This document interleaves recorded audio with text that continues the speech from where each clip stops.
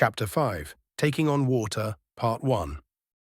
We're to meet outside the refinery, which is 3 levels down and spinward of here, Aidan said as Saul, Belcher and he stepped out into the dock level at Belltower Station.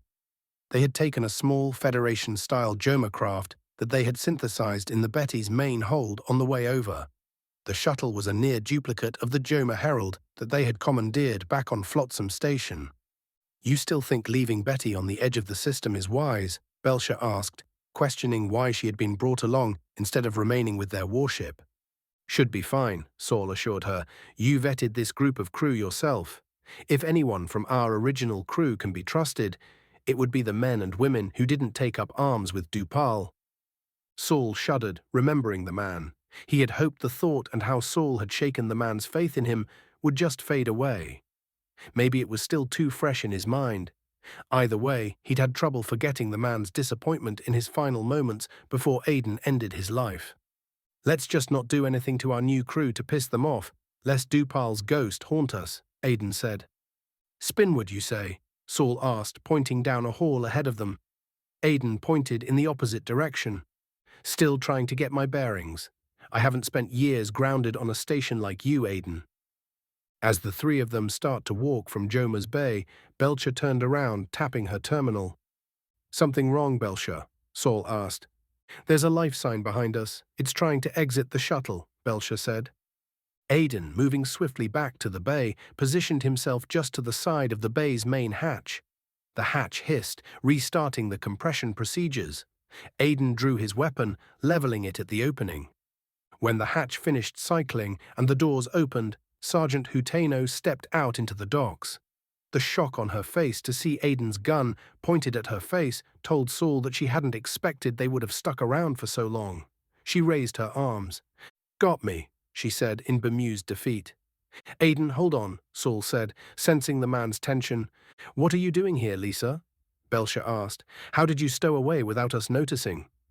"Took advantage of your captain's stupid repetitiousness in recreating the exact vehicle that he used in his last illicit endeavor," she explained. "You see, it's not the first time I'd seen the original Herald.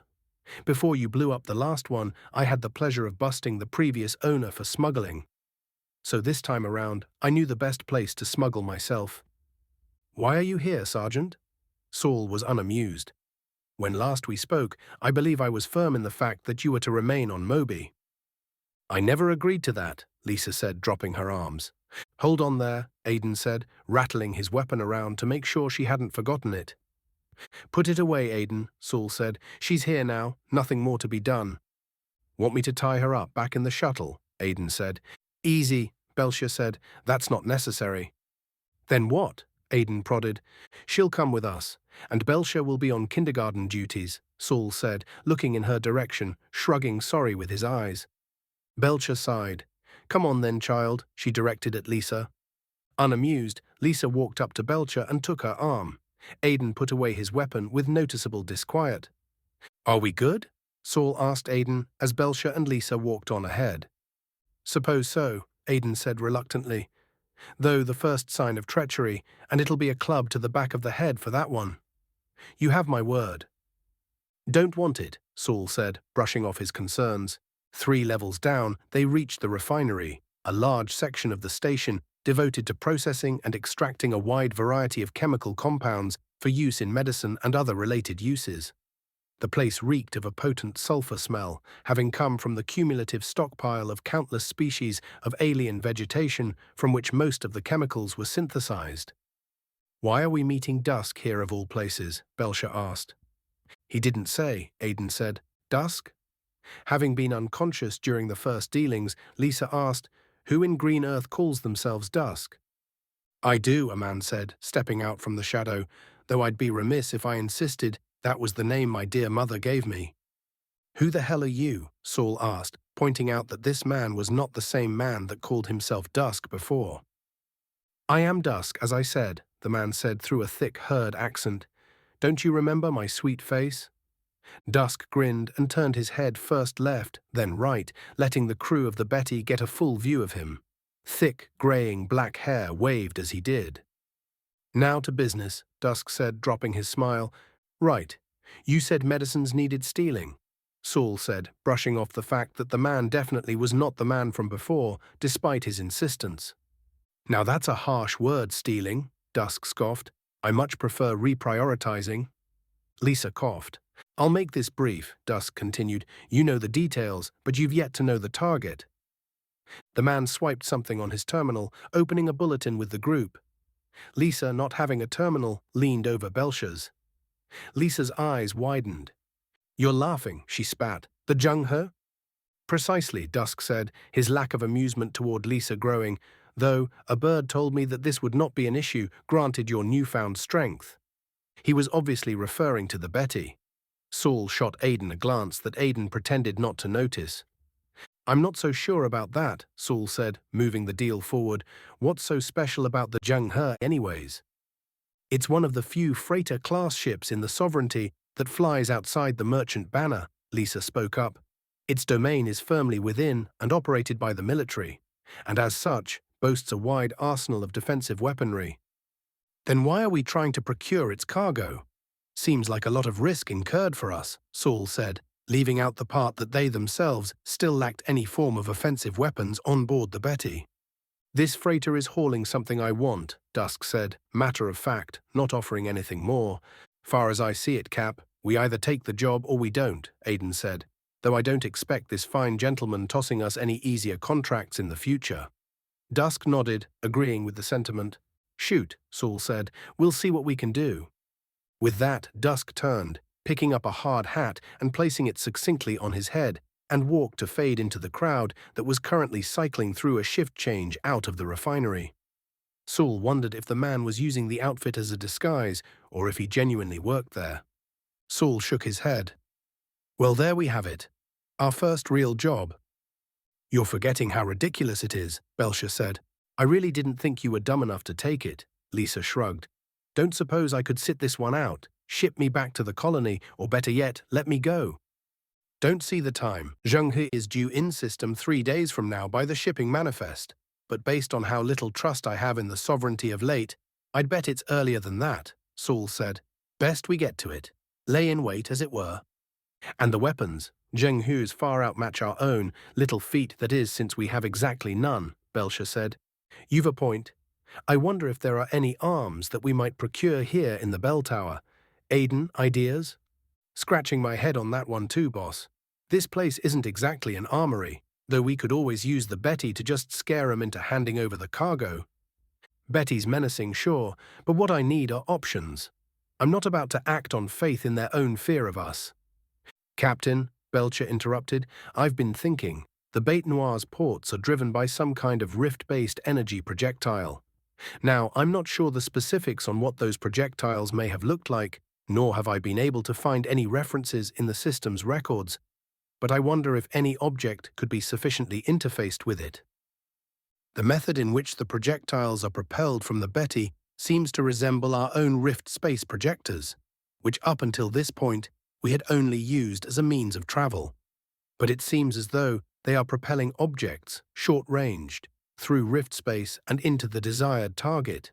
If I had to guess, what are you saying then? That we could somehow build some sort of sufficiently advanced ballistic that could be loaded into these rift ports? Saul asked.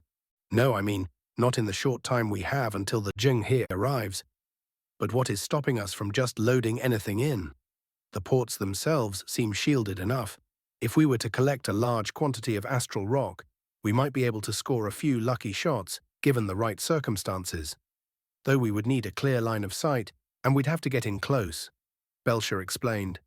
Get in close? That may be a problem, Saul said. Not exactly, Aiden interjected. As far as I can remember of the ancient Quisabar designs, they seem to all have been engineered to withstand direct force far exceeding that of our conventional nuclear ballistics. Betty's got thick skin, as it were. So our plan is that we get in close to the Jung-He, take any hits it sends our way, and throw rocks at them. Saul said, chuckling, Well, sure as Earth was green, that sounds terrible. Let's get to it. The three headed back to the shuttle with an ever more displeased Lisa in tow. Weaving in and out of the crowd, Saul began running through the plan in his head. Between weighing the chance of success and how many men he might lose, he nearly missed a bulletin at it pinged on his tablet. He glanced at it. His concentration stopped dead with his walking pace. The bulletin was a connection request from Cole, his son. After sending the message several weeks ago, he'd heard nothing. And now... "Cole," he answered. "Cole, is that you?" "It's me," Cole said, his voice making a strange echo as if it were coming from two places at once. "Good to see you, dead man." Saul was ecstatic. "Son, how are you? Where are you?" he said. Saul's companions had circled back to find him and were now making faces wondering what he was doing. "You do know we have a time constraint," Belcher prodded before being interrupted. "I'm not so great," Cole answered. "Mum's not so great these days, though I don't imagine that you'd care too much to hear so." "Son, Saul started. "Either way, I don't suppose you have a spare seat on that shuttle of yours," Cole said, hanging up the call. Saul was confused. Shuttle? How did he know about a shuttle, he thought, as a hand landed lightly on his shoulder. Saul turned to see a gaunt, far too tall young man with black hair shaved down to the scalp and an awkward smile that couldn't be anyone's but his son's. Without a word, the two embraced.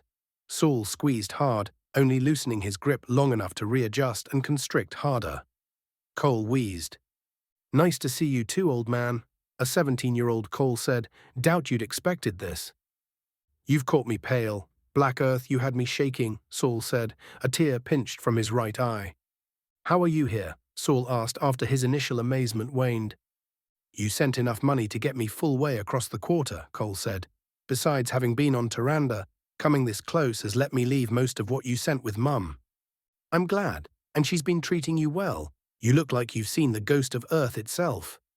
"She's done as best she can with you gone," Cole said, a veiled resentment bleeding through.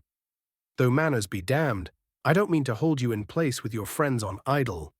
Cole leaned past Saul, scanning the group. "Fine collection of oddities you've collected, old man." "Again," Aiden interjected, "I resent that." "Cole, why are you here?" Saul asked, hoping he knew the answer. "Got your message, here to heed the call as it were. So we're pirates now?" "Mercenaries," Aiden said. "Fugitives," Belcher corrected. "Prisoners," Lisa yawned. Saul thought for a moment. If the past few months had proved anything to himself, it was that none of those labels seemed to fit well enough. "Suppose you can call us colonists out to make something of ourselves." "Great," Cole said, sounding convinced. "Where do I sign?" "Not so fast," Belcher said. "This job we've got on deck, it's not what I call low on risk." "You sure this is a good idea, Captain?" "It's up to the boy," Saul said. With that, the group of 5 boarded the Joma and, within the hour, pushed off to head back to the Betty. This has been Chapter 5, Taking on Water, Part 1 of Augur's Phage, Book 2 in the Obsidian Gods series. Original content written by Eric Berndt, all rights reserved. Thank you to my patrons on Patreon. If you liked the chapter, please consider liking and commenting below your thoughts. Your feedback helps immensely. If you would like to read ahead and not wait for the next video, all of my chapters are available free of charge on my Patreon. Patrons also get access to an audiobook file of Book 1 and other exclusive benefits. Thank you for listening.